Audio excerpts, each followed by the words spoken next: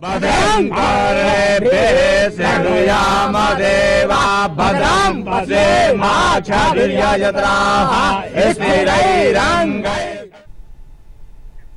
नमस्कार, स्वागत है आपका। आप देख रहे हैं आज तक, आपके साथ हूं मैं नेहा बाथम। एग्जिट पोल के नतीजों के बाद कहीं लोगों ने मोदी को प्रधानमंत्री मान ही लिया है, तो कहीं लोगों ने जीत का जश्न मनाना भी शुरू कर दिया है। देश भर में जगह जगह मोदी के नाम पर हवन किए जा रहे हैं। वाराणसी हो, भोपाल हो, बैंगलोर हो या फिर कौशाम्बी, आप चार तस्वीरों में साफ तौर पर देख सकते हैं कैसे देश भर के अलग अलग शहरों में अलग अलग तरीकों से नतीजों से पहले ही जीत की खुशी मनाई जा रही है। लोग जो ये जान चुके हैं, जो ये मान चुके हैं कि मोदी ही हमारे भावी प्रधानमंत्री हैं, वो अब जश्न मना रहे हैं अपने तरीके से। कोई पूजा पाठ कर रहा है, कोई हवन कर रहा है, कोई मंदिर में जा रहा है, प्रसाद चढ़ा रहा है और ये मुराद मांग रहा है कि अगर मोदी प्रधानमंत्री बनते हैं तो देश का भविष्य बेहतर हो।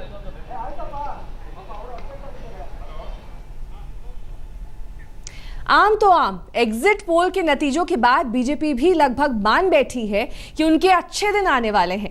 यही वजह है कि मोदी के चुनावी एक्शन प्लान के बाद अब 16 मई के नतीजों के बाद भी पूरे 48 घंटे का प्लान बन चुका है। क्या है वो प्लान, चलिए देखते हैं।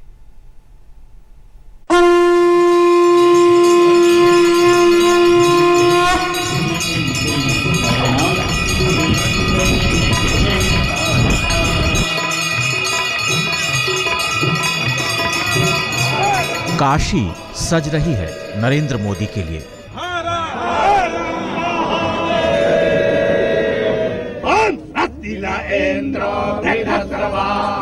धार्मिक नगरी वाराणसी में आस्था के यज्ञों से लेकर पूजा हवन सब हो रहे हैं मोदी के लिए। न मुझे किसी ने भेजा है, न मैं यहाँ आया हूँ, मुझे तो गंगा ने बुलाया है।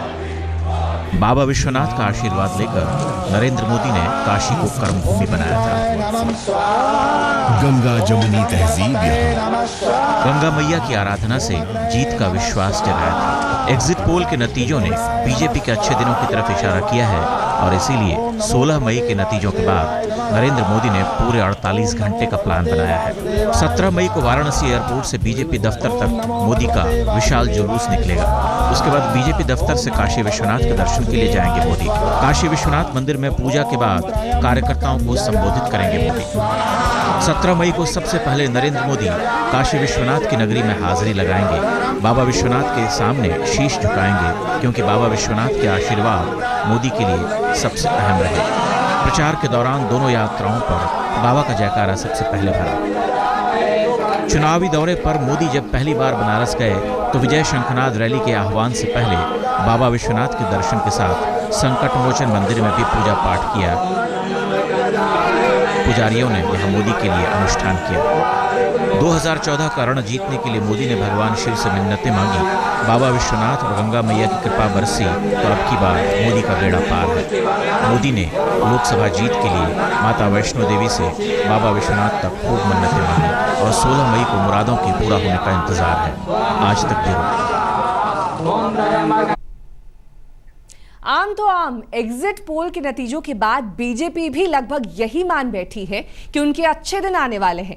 यही वजह है कि मोदी के चुनावी एक्शन प्लान के बाद अब 16 मई के नतीजों के बाद भी पूरे 48 घंटे का प्लान बन चुका है। क्या है वो प्लान, चलिए देखते हैं।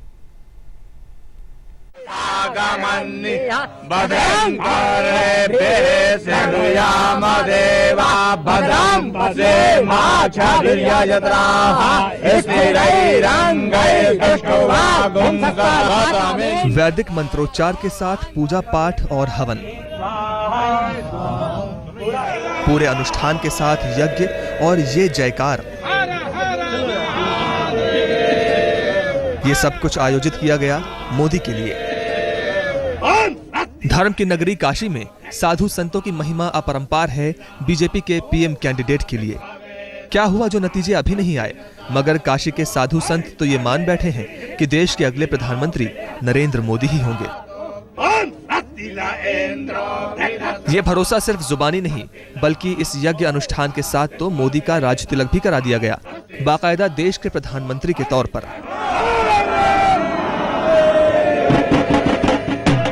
जाहिर तौर पर यह उत्साह एग्जिट पोल में दिखाए गए नतीजों की वजह से उमड़ा है, लेकिन इस पर संतों की राय अलग है। मोदी देश के प्रधानमंत्री बनेंगे और उनकी राह में कोई विघ्न नहीं आएगा। काशी के संतों ने तो उसी दिन यह मान लिया था जिस दिन मोदी ने यहां से चुनाव लड़ने का ऐलान किया था। वोटिंग खत्म होने के बाद तो मोदी को सिंहासन पर ही बिठा दिया। मोदी का राज तिलक किया गया, बाकायदा शुभ मुहूर्त निकालकर। पुजारियों की नजर में बुद्ध पूर्णिमा से बेहतर शुभ दिन और क्या हो सकता है। मोदी के लिए ऐसा अनुष्ठान सिर्फ काशी में ही नहीं हुआ, बल्कि एक तस्वीर भोपाल से भी है, जहां मोदी के समर्थकों ने अखंड पाठ के साथ यज्ञ का आयोजन किया। काशी में तो मोदी के राज तिलक के लिए यज्ञ किया गया, तो भोपाल में एग्जिट पोल के नतीजों की खुशी में पूजा पाठ कराया गया। भोपाल के यज्ञ का मकसद है मोदी की खुशी में शरीक होना, उनकी कामयाबी पर जश्न मनाना। देखने सुनने में यह अनुष्ठान भी लगता है कि इसके जरिए विघ्न विनाशक की आराधना हो रही हो, लेकिन यज्ञ के आयोजकों का कहना है कि मोदी को पीएम तो वो पहले ही मान चुके हैं, हम तो बस इस कामयाबी पर खुशी मना रहे हैं। साधु संत हो या आम समर्थक, मोदी के लिए ये दीवानगी ही है। एग्जिट पोल के नतीजे इधर से उधर भी हो सकते हैं, मगर दीवानों को ऐसी बातों की परवाह क्या होती है। ऐसी दीवानगी में कोई 16 मई का इंतजार भला कैसे करे। अपने मन से मोदी को पीएम बना दिया तो बना दिया। भरोसा तो यही है कि 16 मई के नतीजे उनकी दीवानगी पर पानी नहीं फेरेंगे। आज तक ब्यूरो। काशी विश्वनाथ की महिमा अपरंपार है। कहते हैं जो भी यहाँ आता है खाली हाथ नहीं लौटता, उसकी मुराद जरूर पूरी हो जाती है। और यही वजह है कि बाबा में मोदी की अटूट आस्था है। गंगाधराय गजराज विमर्दनाय दारिद्र्य दुख दहनाय नमः शिवाय। अनंत काल से बाबा विश्वनाथ के भक्तों के जयकारों से गूंजती है काशी। मंजिल है अपने भक्तों के उस विश्वास की जो मोक्ष की तलाश में सदियों से यहाँ आते रहे हैं। 12 ज्योतिर्लिंगों में से एक बाबा विश्वनाथ के धाम। ओम नमः शिवाय। इस मंदिर का ये वैशिष्ट्य है कि इसके अंदर प्रवेश करने मात्र से हम भगवान का एक अघोर मुख होता है जो दक्षिण तरफ होता है, और हम उत्तर से दक्षिण से उत्तर की तरफ जब मंदिर में प्रवेश करते हैं, प्रवेश करने मात्र से भगवान के अघोर मुख के दर्शन करने मात्र से ही मनुष्य का पाप ताप सद्यः विनष्ट हो जाता है। 12 ज्योतिर्लिंगों में काशी विश्वनाथ का 9वां स्थान है। मान्यता है अगर कोई भक्त बाबा विश्वनाथ के दरबार में हाजिरी लगाता है तो उसे जन्म जन्मांतर के चक्र से मुक्ति मिल जाती है। बाबा का आशीर्वाद अपने भक्तों के मोक्ष के द्वार खोल देता है। यहाँ पे यही महत्व है कि यहाँ पर आकर के आपके सारे कष्ट दूर हो जाते हैं, और मुझे यही है कि हम यहाँ पर आए हैं बहुत विश्वास के साथ, हम आगे भी आते रहें। ऐसी मान्यता है कि एक भक्त को भगवान शिव ने सपने में दर्शन देकर कहा था कि गंगा स्नान के बाद उसे 2 शिवलिंग मिलेंगे, और जब वो उन दोनों शिवलिंगों को जोड़कर उन्हें स्थापित करेगा तो शिव और शक्ति के दिव्य शिवलिंग की स्थापना होगी। और तभी से भगवान शिव यहाँ मां पार्वती के साथ विराजमान हैं। देश भर के लोगों को 16 मई को आने वाले नतीजों का इंतजार है, जब प्रधानमंत्री पद के लिए चुनाव के नतीजे आएंगे। लेकिन देश भर में जगह जगह पूजा पाठ हवन किए जा रहे हैं। आप जो तस्वीरें देख रहे हैं टेलीविजन स्क्रीन पर, वो बैंगलोर के बासावागुड़ी में मौजूदा डोडा गणेश मंदिर की हैं, जहां मोदी को जिवय की प्राप्ति हो, पूर्ण बहुमत के साथ भाजपा की सरकार बने, इस कामना के साथ पुजारी हवन और पूजा पाठ का आयोजन कर रहे हैं। और काफ़ी संख्या में लोग इस पूजा पाठ और हवन में शामिल हो रहे हैं। डोडा गणेश मंदिर के पुजारियों से बात की हमारी संवाददाता रोहिणी स्वामी ने।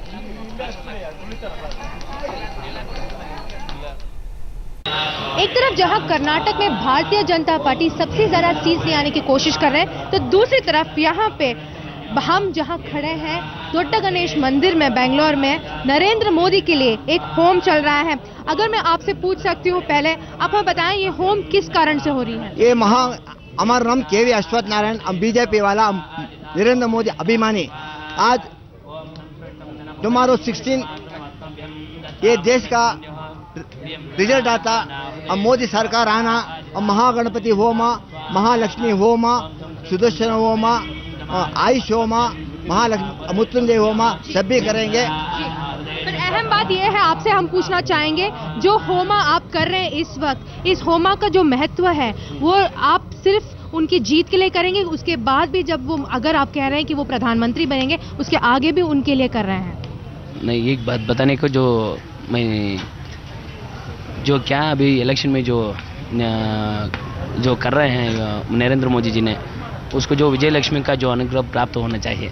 इसी तरह जो सभी देश में सारे लोग कैसे हैं, वो सारे लोग जो अच्छे से रहना है, वो जो बारिश आना पड़ता है, जो सभी लोगों को जो नरेंद्र मोदी जी से जो अच्छे से जो लोगों के लिए क्या कर रहे हैं, अच्छे अच्छे काम करने के लिए जो बल होना चाहिए, वो बल होने के लिए जो सिद्धि बुद्धि शक्ति गणपति का अनुग्रह होना चाहिए। इसके लिए उसी तरह जो कल क्या है, जो रिजल्ट क्या है, उसके लिए जो अच्छे रिजल्ट आने हैं नरेंद्र मोदी जी को, उसी तरह जो भगवान को उसका आशीर्वाद करना पड़ता है, इसके लिए जो इस होम कर रहे हैं। भगवान के आशीर्वाद के लिए, नरेंद्र मोदी के लिए और सिद्धि बुद्धि और शक्ति के लिए, न सिर्फ नरेंद्र मोदी बल्कि पूरे भारत के लिए ये होम किया जा रहा है। कैमरन मधु के साथ रोनी स्वामी, बैंगलोर आज तक। बैंगलोर में गणपति मंदिर में आराधना की जा रही है, तो वहीं उत्तर प्रदेश के कौशाम्बी में नरेंद्र मोदी की प्रतिरूप मूर्ति को ही रखकर हवन और पूजा पाठ किया जा रहा है। जो तस्वीरें आप देख रहे हैं, वहां पर मोदी के प्रतिरूप की पूजा की जा रही है। देश भर में लोगों को इंतजार है 16 मई का, जब चुनावी नतीजे आएंगे और लोग यही चाहते हैं कि मोदी सरकार बने। खासतौर पर ये लोग जो यहाँ पर यूपी के कौशाम्बी में मोदी के प्रतिरूप की पूजा कर रहे हैं, भगवा रंग की टोपी और कुर्ता पहनकर यज्ञ किया जा रहा है, हवन किया जा रहा है और पूरे विधि विधान के साथ ये दुआएं, ये कामना की जा रही है कि 16 मई को जब रिजल्ट आएगा तो वो बीजेपी के हित में होगा।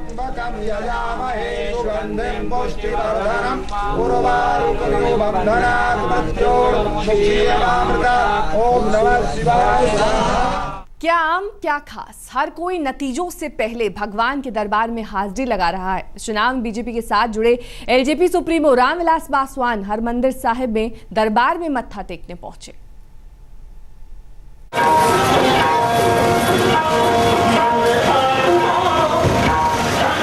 वोटरों ने तो नेताओं की किस्मत मशीन में लॉक कर दी, लेकिन बेचैन दिल को कैसे संभाला जाए। नतीजों से ठीक पहले एलजेपी सुप्रीमो रामविलास पासवान पटना साहिब में हरमिंदर साहिब पहुंचे।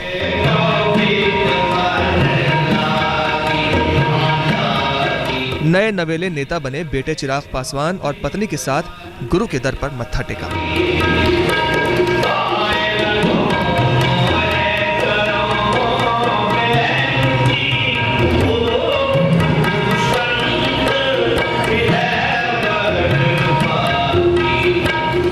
रामविलास पासवान की सियासत का पूरा बहीखाता इन चुनावों में दांव पर लगा है। जिस मोदी को कोसते रहे, उसी मोदी से गठबंधन करके बिहार में चुनाव लड़ा। खुद बिहार के हाजीपुर इलाके से किस्मत आजमा रहे हैं, तो एक्टिंग छोड़कर सियासत में आए बेटे चिराग जमुई से। भाई रामचंद्र पासवान समस्तीपुर से मोदी लहर पर सवार होकर दिल्ली पहुंचने का इम्तिहान दे चुके हैं, लिहाजा किस्मत तो पूरे खानदान की तय होनी है। पासवान साहब फुल कॉन्फिडेंट हैं कि एनडीए की 300 सीटें तो पक्की हैं, लेकिन लाल बत्ती के सवाल पर वो गोलमोल जवाब दे गए। हम लोग तो एनडीए के पार्ट हैं और हमारा एक ही मकसद है कि एनडीए मजबूत रहे और देश का विकास हो, आपस में भाईचारा कायम रहे, बस यही मकसद है। सरकार में तो हम बहुत बार जा चुके हैं, इसलिए मंत्रिमंडल में जाना नहीं जाना उतना महत्वपूर्ण नहीं है जितना महत्वपूर्ण है कि डेवलपमेंट हो। दिल्ली से खबरें उड़ रही हैं कि सरकार बनी और रामविलास पासवान जीते तो मोदी की कृपा होकर रहेगी। बरसों से सियासी बियाबान में भटक रहे पासवान को शिद्दत से 16 मई का बेसब्री से इंतजार है, जब वोटरों का फैसला नतीजे की शक्ल में सामने आएगा।